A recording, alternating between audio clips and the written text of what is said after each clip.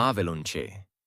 તેની ખાની સંક્ષેપમાં કીર્તિ તોરણનું નિર્માણ અંદાજે 11મી થી 12મી સદી દરમિયાન આન સોલંકી ચાલુક્ય વંશના શાસનકાળમાં થયું હોવાનું માનવામાં આવે છે.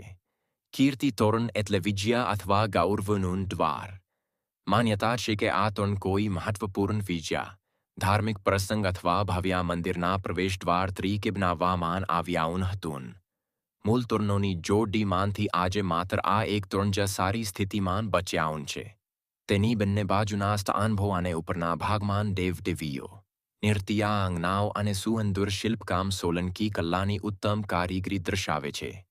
કીર્તિ તોરણ આજે ગુજરાતના મહત્વના ઐતિહાસિક સ્મારકોમાંનું એક છે અને તેનું સંરક્ષણ કરવામાં આવે છે.